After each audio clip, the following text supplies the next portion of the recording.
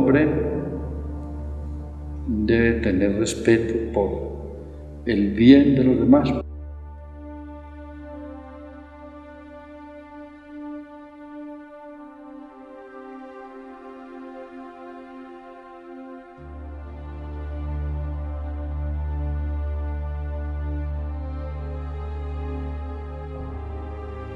La persona que roba es una persona incapaz, que no sirve para vivir.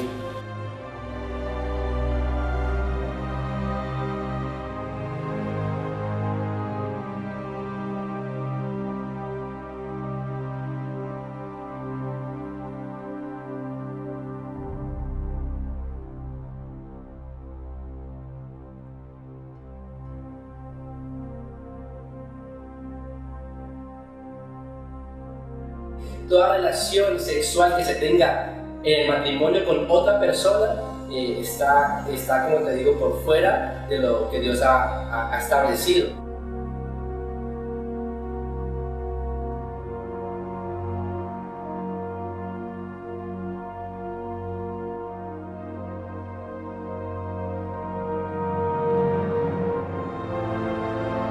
Realmente la ley de castidad es un principio eterno y divino, en el cual nosotros solo debemos tener relaciones sexuales con nuestra pareja, es decir, con la persona que estemos legalmente casados.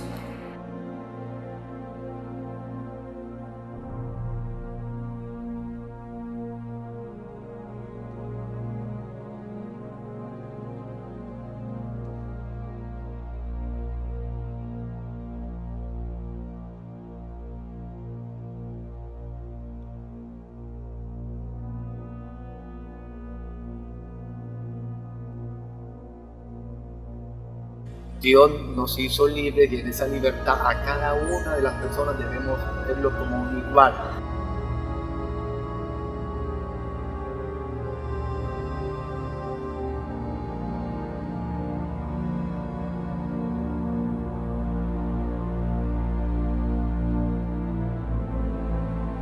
A Dios gracias, ya ha ido pasando esa situación de esclavitud en que vivió el mundo. Anteriormente la gente los vendían como esclavos, eran esclavos de los grandes.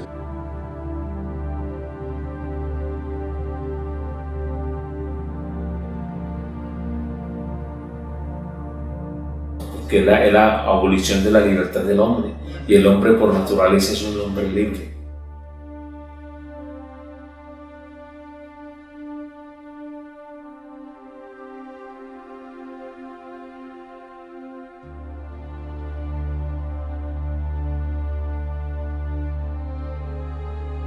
En los principios, en esa cultura de la palabra de Dios, esto es malo.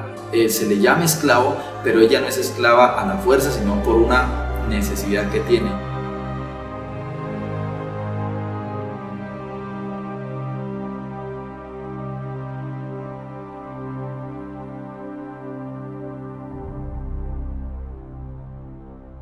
La mayoría de las normas morales encuentran su asiento en la Biblia. Morales como el respeto a la vida, como el respeto a la familia.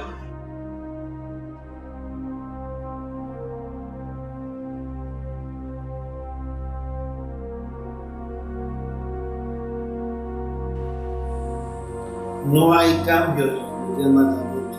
Dios no vino a cambiar, Jesús no vino a cambiarnos ni a abolirnos, Él vino a cumplirlos.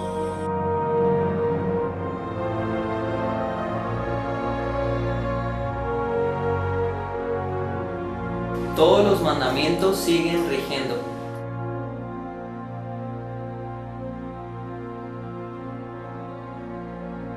Los 10 mandamientos siguen en este momento y seguirán hasta la muerte. Sigue rigiendo. Jesús vino a cumplir la ley.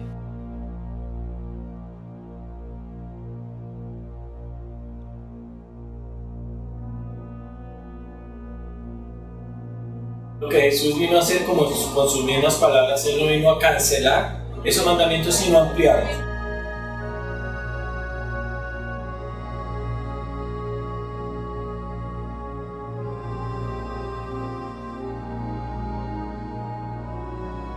No, Jesús no los cambió, los cumplió, y por un acto de fe nosotros en Él los cumplimos.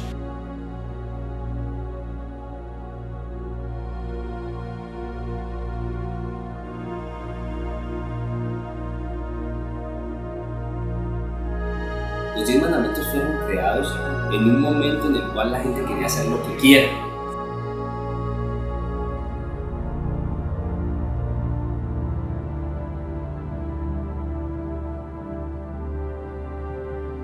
La palabra nos habla de los mandamientos, pero Él los redujo a 2 mandamientos: amar a Dios sobre todas las cosas y amar al prójimo como nos amamos a nosotros mismos.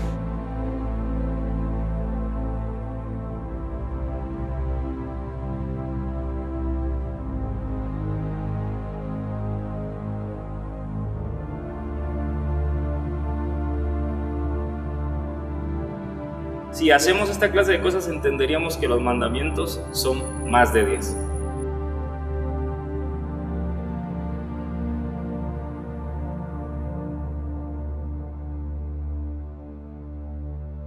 Incluso tenemos muchos más mandamientos que no se especifican en los 10 mandamientos. Y decir que el Antiguo Testamento, pues, es como abolido, ¿no? O como que ya quedó a un lado. Y queremos decirle que es una falta de respeto. ¿Por qué? Porque las enseñanzas cristianas nunca pasan de moda. Siempre se mantienen vigentes e incólumes, ¿sí? Transparentes, puras y cristalinas.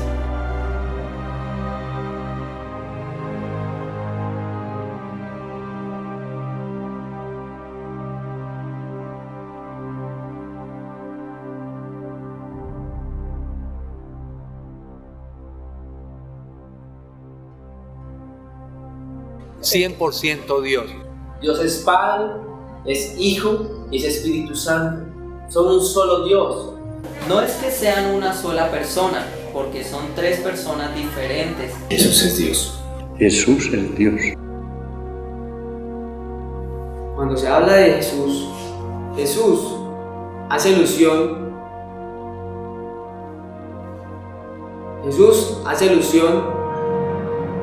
no a Dios. Indiscutiblemente. El verbo fue hecho carne. Y si el verbo es hecho carne, Él es Dios.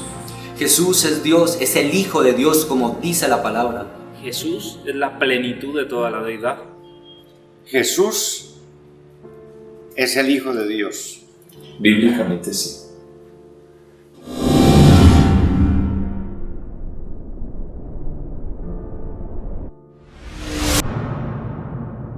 Examinando a profundidad el Antiguo Testamento, encontramos que Jesús no se encuentra mencionado en él. Desde antes de la concepción de Jesús, vemos que los autores del Nuevo Testamento se apoyan en las escrituras del Pentateuco. El anuncio profético del nacimiento de Jesús lo da Mateo, pero su nombre es Emmanuel, no Jesús.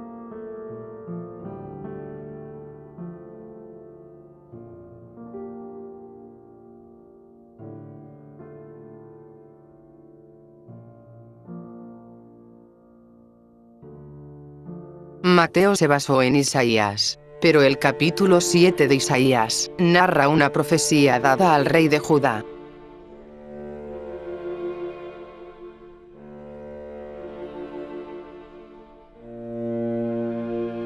El que iba a ser atacado por Israel y Asiria, y este hijo, Emmanuel, sería una señal de que Dios estaba con ellos. Para el nacimiento de Jesús, Mateo dice que nacerá en Belén.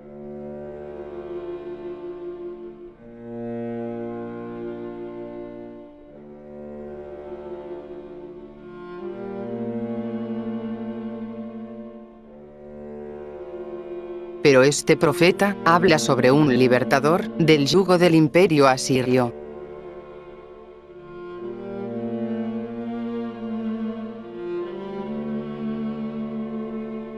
Miqueas tampoco hacía referencia a Jesús.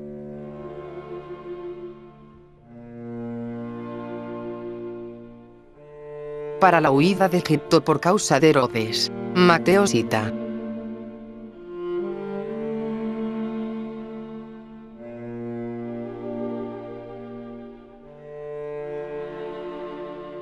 y se basa en Oseas.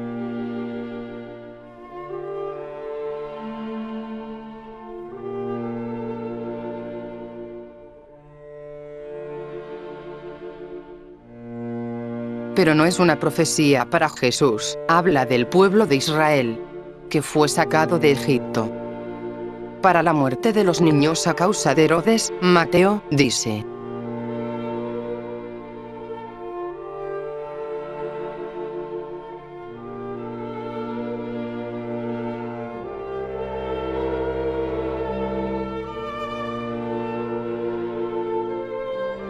y hace referencia a Jeremías. Este habla es sobre una mujer y sus hijos, que huían de la espada, escapando al desierto.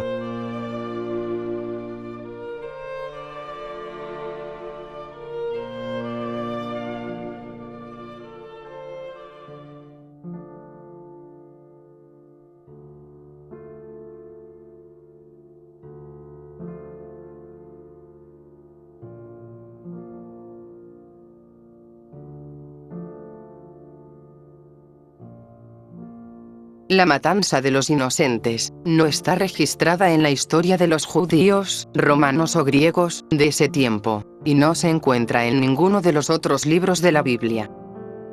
Además, algunos capítulos del Nuevo Testamento hablan sobre una descendencia natural, no sobrenatural.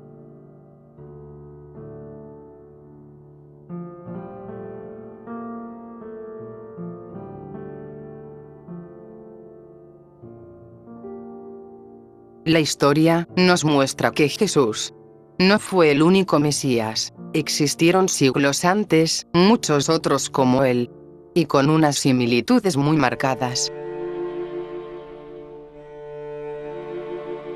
Mitra de Persia nació un 25 de diciembre. Hijo de una virgen, tenía 12 discípulos. Llamado el Cordero de Dios.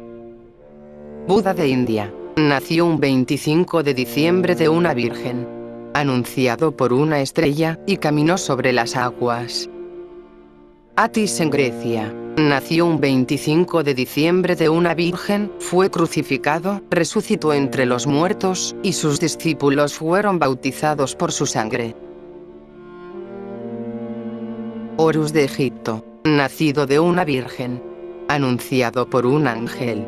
A los 12 años enseñó en el templo, y a los 30 fue bautizado.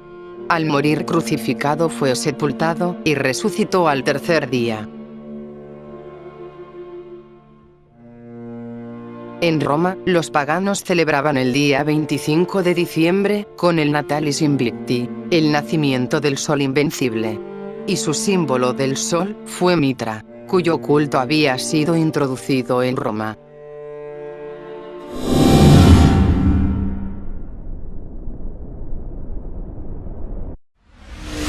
Muchas iglesias dicen, no, es que hay una transustanciación en el pan y en el vino. No hay tal transustanciación. Ese pan, esas hostias blancas de harina de trigo, se convierten en el cuerpo de Cristo, y ese vino se convierte en la sangre de Cristo.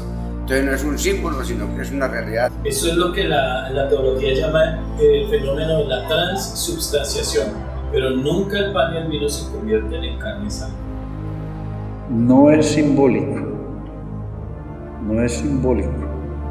sino que es una realidad. Ese pan, aunque sea pan, y ese vino, aunque sea vino, a los ojos de la fe es el cuerpo y la sangre de Cristo. En la historia, papas, reyes y hombres fueron envenenados con hostias y vino en iglesias. El sacramento de la Eucaristía tiene un marcado origen egipcio.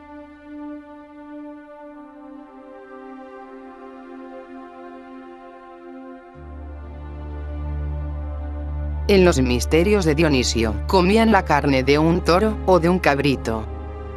También lo encontramos en la comunión mitraica.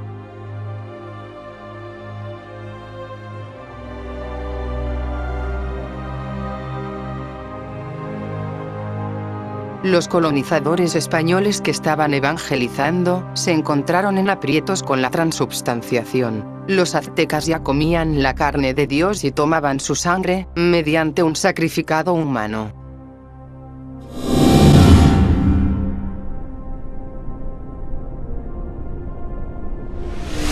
Después de Jesús era el ángel más importante que había. En el Antiguo Testamento se dice que el diablo era el acusador y en el Nuevo Testamento se muestra como el tentador. Que este ángel cubridor era el director del coro, era el ángel más importante, tenía muchas funciones. Que era el más bello, que era luz bella, por eso se llama Luzbel.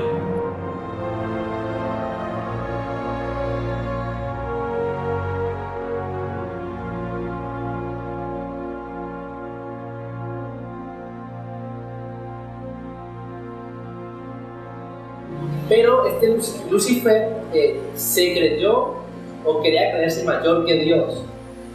Por eso fue que Dios lo desterró del reino.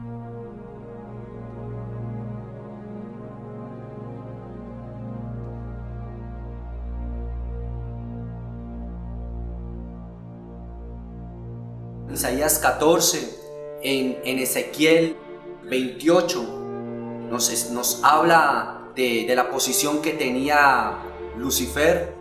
Isaías no nos habla del diablo, hace referencia a una burla contra el rey de Babilonia.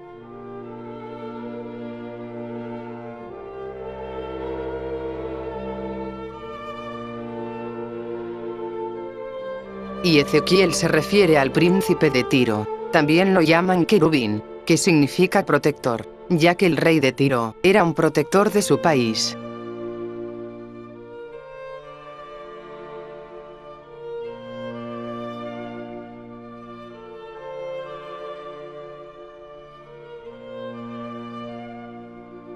Ningún versículo habla del ser malévolo que llamamos diablo. Vemos también que se le llama Luzbel a Jesús.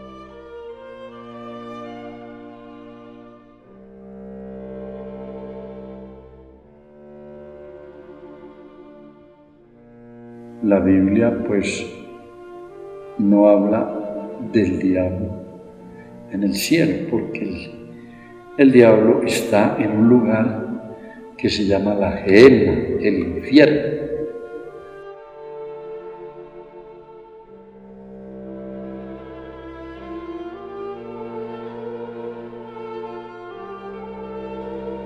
Dicen que él tiene cachos y cola, pero es que la cola representa la fornicación y los cachos representan lo que es una mente descompuesta.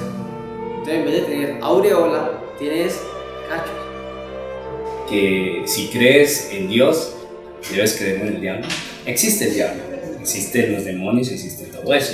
Es más una expresión, una concepción literaria que una concepción bíblicamente teológica clara. En la mitología griega, Eósforo es el lucero del alba, al que San Jerónimo tradujo como Lucifer.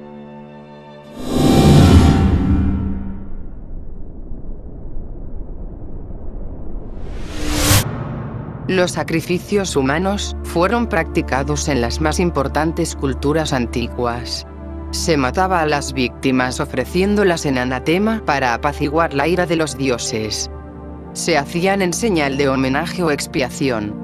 En la Biblia encontramos el sacrificio más conocido, el de Abraham y su hijo, pero este no se llevó a cabo. Pero, ¿existen sacrificios humanos en la Biblia?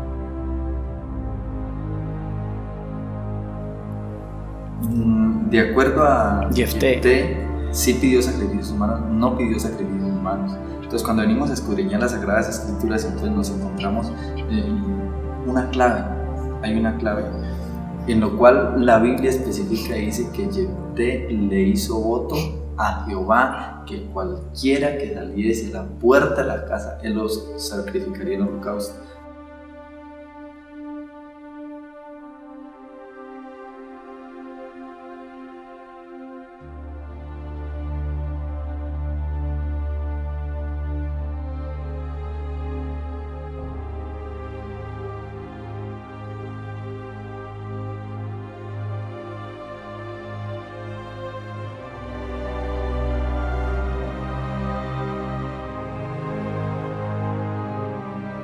No, nunca en absoluto.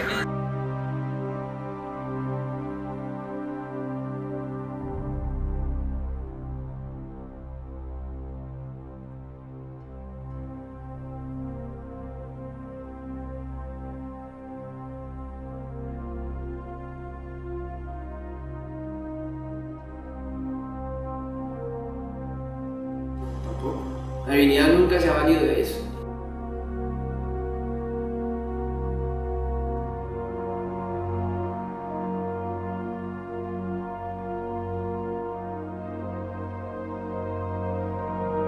En la antigüedad había un sacrificio bien especial y era el sacrificio de un cordero.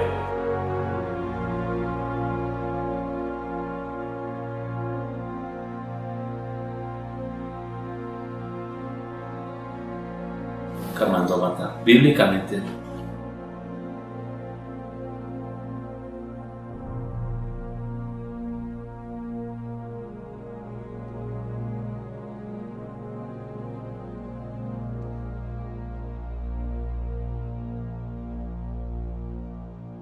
Las personas que utilizan la santería, que utilizan el budismo, que utilizan muchas de esas cosas, utilizan los huesos para poder hacer cierta clase de ritos, ¿sí?